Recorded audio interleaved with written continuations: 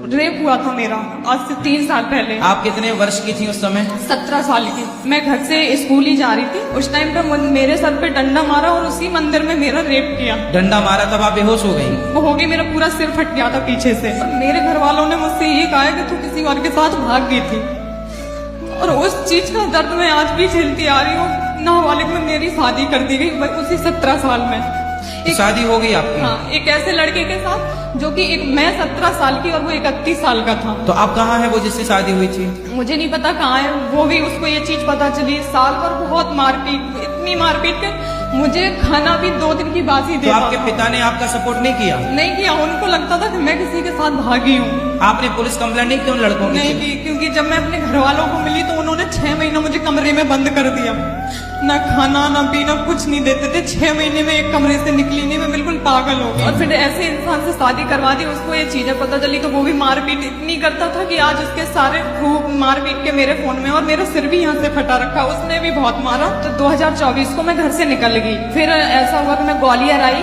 ग्वालियर आके मैंने graphic, editing, सारी कैमरा चलाना, सारी चीजें सीखी खुद से। जॉब भी करती थी और सीखती भी थी। तो घर वालों को लगा कि मैं अब ठीक ठाक हो गई हूँ, तो मुझे बुलाने लगे। पहले कोई सपोर्ट नहीं कर रहा था। जब आप पैसा कमाने लगी तो बुलाने लगे? अभी दिवाली पे वो लोग परेशान थे तो मेरे पास फोन आया कि बेटा पैसों की जरूरत है, कलर करवाना है, ये करवाना है। मैंने 60,000 रुपए उनको डाल दिए, बिना कुछ सोचे, बिना कुछ समझे।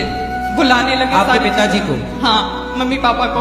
और आज मेरी हालत ऐसी हो रही है कि मैं डिप्रेशन में जा रही हूँ, क्योंकि मैं क्यों आप तो कमाने लग गई, सेल्फ डिपेंड हो गई, फिर डिप्रेशन क्यों? वो लोग फिर मुझे परेशान करने लगा। वो किसने? सचिन, जिससे मेरी शादी हुई थी।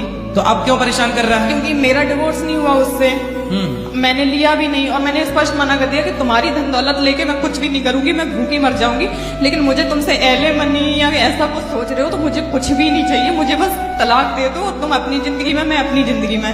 तो ये भी नहीं कर पा रहे, तो घर वाले बुलाने लगे। तो अब मैं कमा नहीं पा रही हूँ पैसे, मैं खुद की हालत नहीं संभाल पा रही, तो कल मुझे घर से निकाल दिया उन लोगों ने। सबसे पहले मैं आपको एक बात बता दूं कि आज बात इंसानियत की हो रही है, दीन की नहीं हो रही। दुनिया में बहुत सारे मजहब है, लेकिन जो एक औरत को वैल्यू दी गई है वो सबसे अव्वल है। कुछ लोग जो ये भूल गए हैं कि हमारी माएँ भी हैं, हमारी बहनें भी हैं, कल को हमारी बेटियां भी होंगी हैं, के साथ ज्यादती करने लगे। ये सोचते नहीं है कि हम ये क्या कर रहे हैं। कल को मकाफाते अमल है, हमारे साथ भी ये हो जाता है, क्योंकि कुरान में आया ना, मकाफाते अमल तो होना ही होना है। आज नहीं आपकी माँ के साथ, नहीं बहन के साथ, नहीं बेटी के साथ, नहीं, जो आप किसके साथ खुद भी होगा। तो हम ये बात अक्सर भूल जाते हैं कि कल को हमारी भी बेटी होगी, कल को कोई उसके साथ ऐसा करेगा तो हम उसे मार देंगे, मर जाएंगे उसके लिए। लेकिन आज हम जब किसी की माँ बहन के साथ ये कर रहे हैं, उसको देख रहे हैं, उसको एक गंदी निगाह से देख रहे हैं, तो हम ये सब भूल जाते हैं और हम वहां पे ये साबित कर देते हैं कि हमारी तरबियत नहीं की गई। अल्लाह पाक मुझे भी हिदायत दे, हम सब